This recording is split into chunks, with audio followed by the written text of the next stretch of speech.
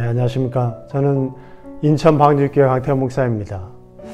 어느 교인분이 저한테 이런 질문을 해왔습니다. 코로나19 바이러스의 급속한 전염과 그에 따른 사회적 현상들로 사람들이 두려워하고 있는 이때에 믿는 우리는 어떻게 해야 됩니까? 라고 하는 질문이었습니다. 이 마지막 시대에 살고 있는 우리들이 이 질문 앞에서 자유로운 사람들은 없을 거예요. 이 앞에 있는 저도 마찬가지입니다. 코로나 바이러스 같은 들어보지도 못했던 바이러스가 전 세계를 다 두려움에 빠뜨리고 또 그 사이에서 신천지 같은 타이비 집단이 수많은 사람들을 속이고 그들의 엄청난 숫자가 기존의 교회와 사회를 힘들게 하고 그 속에 스며드는 모습을 볼 때에 제 마음에도 큰 두려움이 있습니다. 내 신앙은 마지막까지 잘 유지할 수 있을까? 내 신앙은 앞으로 또 잘 유지가 되고 온전한 구원을 얻을 수 있을까? 이런 모습들을 생각하면 두렵습니다. 이단이나 아니면 잘못된 신앙, 사상, 사회 풍조들이 날마다 강해질 텐데 이런 속에서 우리들은 어떻게 살아갈 수 있을까 생각하면 두렵고 또 제 마음에도 공포가 그렇게 자리 잡을 때도 있습니다. 하지만 분명히 우리가 기억해야 될 게 있습니다. 이 모든 것들은 끝날 때가 있거든요. 우리들은 반드시 심판대 앞에 설 겁니다. 그때를 우리는 준비해야 됩니다. 나는 어디로 가고 있나 꼭 생각해 봐야 됩니다. 우리들은 지금 심판대 앞으로 가고 있습니다. 하나님의 심판대 앞에 서면은 하나님이 우리들에게 요구하는 것은 거룩함입니다. 이 거룩함은 두 가지로 우리가 유지할 수 있습니다. 첫 번째로는 기도하는 거죠. 기도라고 하는 것은 하나님 뭐를 주세요 요구하고 내 주장을 갖다가 주장하는 것이 기도가 아닙니다. 기도라고 하는 것은 하나님과 1대1로 만나서 하나님이 나에게 말씀하시는 소리에 귀 기울이고 그리고 하나님이 말씀하시는 것이 무엇인지를 잘 듣고 내 삶에다가 적용시키려고 하는 것이 기도입니다. 믿는 사람들이 기도하지 않는다고 한다면 절대로 거룩해질 수 없습니다. 기도와 말씀을 양보하지 마세요. 믿지 않는 사람들과 있을 때 그들에게 피해주지 않는 선에서 나만의 공간을 찾고 나만의 자리를 찾아서 꼭 기도하고 말씀 보며 내 자신이 온전한 곳으로 가고 있는가 그리고 내가 잃어버린 것이 있는가를 꼭 되돌아볼 수 있는 사람이 되어야 됩니다. 두 번째로는 사랑하는 마음을 가져야 됩니다. 기도하는 사람에게는 반드시 하나님의 마음이 생기고 하나님의 계획이 이루어지는데 그 마음은 사랑하는 거예요. 하나님을 사랑하고 내 이웃을 사랑하라. 이게 첫째 되는 계명이고 가장 큰 계명이고 가장 힘있는 계명이라고 이야기했습니다. 이 사랑하는 마음을 우리들의 마음에 꼭 가져야 됩니다. 성경에 보면 가장 힘 있었던 사람이지만 가장 외롭고 또 마지막에 가장 비참하게 끝났던 한 사람이 있습니다. 사울왕입니다. 이 사울왕은 이스라엘의 첫 번째 왕이었지만 그는 가족들에게까지도 버림받는 삶을 살았고 마지막에도 가장 비참하고 외로운 죽음을 맞이했습니다. 그런데 그런 사울왕에게도 항상 함께했던 족속이 하나 있습니다. 길앗 야베스라고 하는 족속입니다.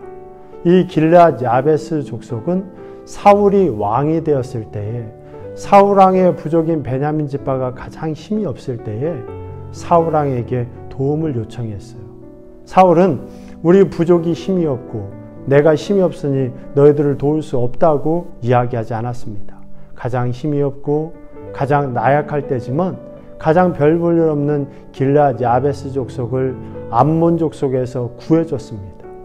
그게 얼마나 고마웠는지 길앗 야베스 족속은 40년이 지난 후까지도 이 사울왕의 고마움을 마음속에 깊이 품고 있었어요. 그리고 사울왕과 그의 아들들이 블레셋의 손에 죽임을 당하고 벳산 성벽에 못 박힘을 당했을 때에 아무도 그의 시체를 갖다가 장사 지내지 않았지만 이 별 볼 일 없었던 작은 부족인 길앗 야베스 족속들은 밤에 그 성벽에 기어 올라가 사울왕과 사울왕의 아들들의 시체를 갖다가 잘 장사를 지내줬습니다. 가장 약할 때에 자기네들을 도와준 그들은 마음속에 깊이 둔 거죠. 저한테도 그런 비슷한 일이 있었습니다. 간암에 걸려서 이제 얼마 남지 않았다고 하는 성도님이 기도 요청을 해왔어요. 그분을 병원에 찾아가 2번 기도하게 되었습니다. 첫 번째는 간절히 기도해주고 그리고 그분에게 내가 만난 하나님을 이야기를 해주고 돌아왔습니다. 몇 주 후에 다시 그분이 이제 마지막 수술을 하게 됐을 때 저한테 다시 한번 기도해달라고 하는 요청이 있어서 찾아갔습니다. 그분이 저를 보고 그런 부탁을 하더라고요. 목사님, 저 부탁이 있습니다. 제가 목사님을 2번밖에 보지 못했지만 오랫동안 만난 친구 같으니 목사님 제 부탁 꼭 들어주셔야 됩니다. 저는 평생 내 2 딸에게 좋은 아버지가 되지 못했습니다. 여기는 제 아내에게 좋은 남편도 아니었습니다. 내가 이 들어가면은 내가 죽어나올지 살아나올지 모르게 됐는데 내가 죽고 사는 거는 저는 괜찮습니다. 다만 내가 죽었을 때 여기 있는 우리 2 딸이 결혼식장에 아비가 없이 들어가는 것을 생각하면 가슴이 무너집니다. 그러니 목사님이 우리 아이들의 아버지가 돼서 결혼식장에 꼭 손을 잡고 들어가 주세요. 이야기하더라고요. 저 깜짝 놀랐습니다. 보통 이런 일이 있을 때는 나 좀 살려주세요. 나 좀 낫게 해주세요라고 부탁하는데 이분은 마지막 순간까지 아버지로서의 그 자리를 잃어버리지 않더라고요. 간절히 눈물로 기도를 해줬습니다.